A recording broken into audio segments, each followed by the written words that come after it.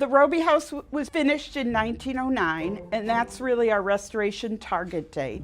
So that is the last time the architect, the builder, and the owner were really here in the building. We do very detailed research on what was there in 1909. And we don't restore to what we think looks good. We restore to what was there in 1909. The only exception to that would be something where it isn't allowed anymore. We're not going to take the lead paint and put it back on the walls, that type of thing. When you look at just the construction drawings, it's obvious that all architects at that time had to work very closely with the craftsmen. Sculptors, painters, all of them were part of his vision, and they worked together as a team. As architects now, we detail everything, and we have firm contracts and things like that. Whereas at the turn of the century, a lot more of it was a handshake, an agreement, working with someone that you work with, and working out the fine details in the field. We have an amazing restoration team. It's an adventure, you know.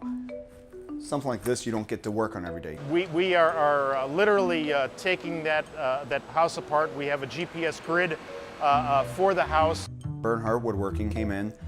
They cataloged everything, marked down the blueprints where each piece of wood came from. Every piece is marked with a Dremel tool as it comes out of the space to make sure that we're documenting where that piece came from.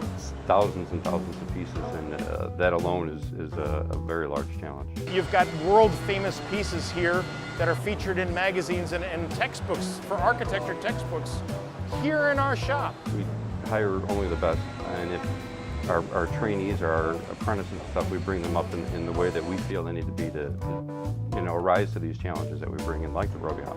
There is a great reverence that you have to have in approaching it and making sure that vision, you're not changing that vision.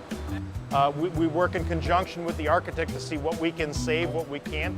Sometimes you have to restore and replace pieces. You want to make sure you maintain the same character. Harbo architects and myself go up there, we look at the wood, determine whether it matches our control sample, and then review the whole room before it comes back and gets reinstalled. Once everything's done, the woodwork will be the last thing that goes back in, so that way it doesn't get touched up with paint or anything like that. You know, same thing, we're talking probably 6-8 guys that's going to be here probably for 2 to 3 weeks just reinstalling it. And all that custom woodwork surrounds some very custom plaster. The plaster work that Wright did at the Robie house involves layers and layers of plaster. When we repair plaster on the walls, we have to strip it down to the bare plaster, and the paint that was put on the wall is a very thin paint finish over plaster. So not only do we have to match the color of the paint, we have to match the color of the plaster, the mud that's in that plaster, and the aggregate, both in size and color, because it shows through. We have to try to match new texture that sits right next to the existing textures. You know, you got to figure out, you know, the guy that put it on, was he left-handed or right-handed, get the proper swirls and everything. So that when you paint it, you actually see that background material. These are samples that we worked on in the beginning. I mean, we went through quite a few.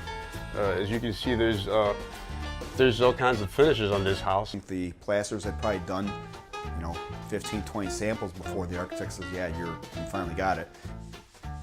What we're doing now is we're trying to expose the black aggregate on the finish.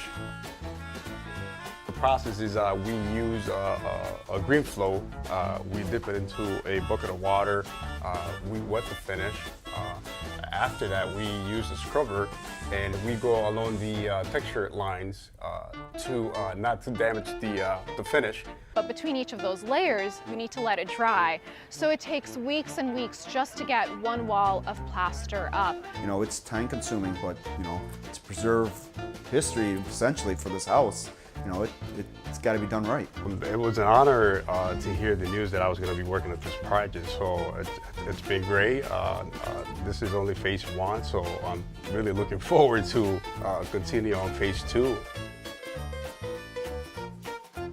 Well, our hope is when you, at the end of the year, when you walk into here and you see this living room and dining room especially, because it really was a dramatic space, that you'll see, it will be like you've stepped back in time. that you walked back in and you saw the building as the Robies would have when they walked in December of 1909.